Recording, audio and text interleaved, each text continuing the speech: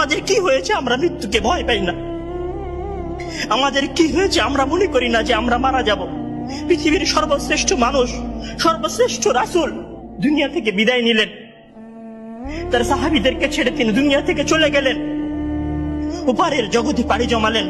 আমাদের কি হয়েছে যে আমরা বিশ্বাস করতে চাই না, আমরা প্রস্তুতি গ্রহণ করি না মৃত্যুর জন্য? আমি আপনি কি মনে করি যে আমরা চিরদিন বেঁচে থাকবো? আমি আপনি কি মনে করি যে আমার গ্যারান্টি রয়েছে আমি সালাত আদায় করে আমার রুমে ফিরে যাব? বিশ্বাস করুন হে আমার ছাত্র ভাইয়েরা, অবশ্যই আমাকে আপনাকে একদিন মৃত্যুবরণ করতে হবে, আমাকে আপনাকে একদিন এই দুনিয়া ছেড়ে চলে যেতে হবে। সুতরাং মৃত্যুর জন্য প্রস্তুতি গ্রহণ করুন, সুতরাং মৃত্যুর জন্য প্রস্তুতি গ্রহণ করুন। সেই দিন আসার পূর্বে, যেই দিন মৃত্যু আপনার দরবারে উপস্থিত হবে এবং মহান আল্লাহ তাআলাকে আপনি বলবেন, হে আল্লাহ, আমাকে স্বল্প একটু সময় দিন, আমাকে স্বল্প একটু সময় দিন, আমি ফিরে যাই এবং কিছু নেক আমল করে আসি। কাল্লা ইন্নাহা কালিমাতুন ওয়া কাইলুহা। তখন মহান আল্লাহ তাআলা বলবেন, কোনো সুযোগ নেই, এটা তো তার মুখের কথা মাত্র, সে ফিরে গেলে আবারও আমল করবে না, সে ফিরে গেলে আবারও আমল করবে না। সম্মানিত ভাইয়েরা, সেই দিন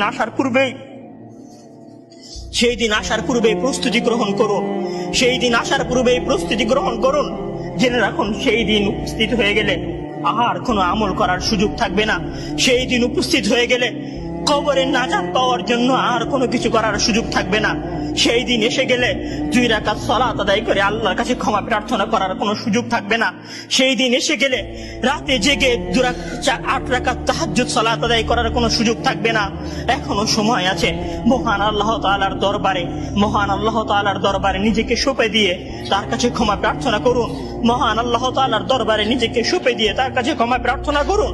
মানুষের সাথে কোনো ভুল থাকলে সে ভুলের ক্ষমা চেয়ে নিন।